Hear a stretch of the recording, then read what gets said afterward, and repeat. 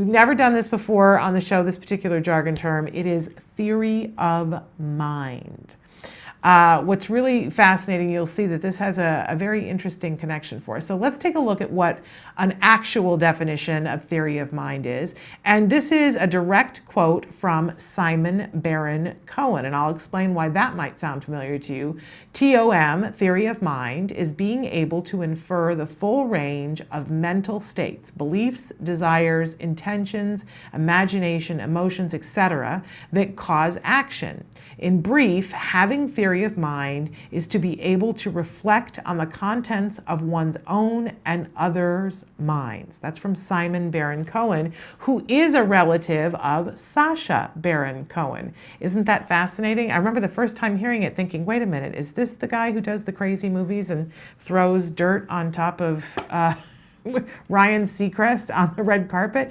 But it's not. I believe they're cousins. Isn't that fascinating? We're going to be talking a little bit more about Simon Baron-Cohen is somebody who is pretty pivotal in talking about theory of mind, in particular the Sally Ann test. So we'll talk about that a little later on because it's a pretty mind-expanding way to look at autism. Okay, so this is our actual definition of theory of mind. Let's take a stab at a more watered down version, a working definition of theory of mind.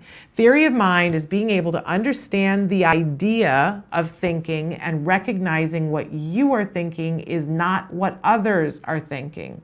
So when we talk about theory of mind and this whole concept that it's perspective taking, right? That you can have your thoughts and be having them, and it's a personal experience, but it affects what you do and what actions you take and how sometimes you treat other people and how you behave towards other people. But other people are having their own internal experience too. And once we key into the fact that our thoughts are not their thoughts, then we start looking at their actions to try to extrapolate what are they thinking.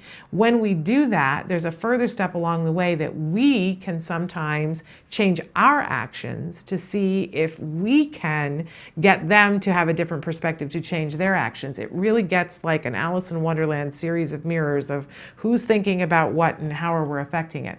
But it is important to note that this is an area that sometimes is a huge deficit for individuals with autism, and that it doesn't have to be. That we have seen many people on the autism spectrum gain skills in the arena of theory of mind, and that is very exciting. So if you have an individual in your life that is on the autism spectrum that seems not to notice what other people are thinking and feeling and doesn't know how to regulate themselves to be respectful of, sometimes our individuals on the autism spectrum get accused of having no empathy. And I think sometimes that's a disservice. I don't think that they don't have empathy, but they might not know how to process it and understand cues and clues that are coming in. So we're going to be talking about that a little bit today. Theory of mind, though, very exciting.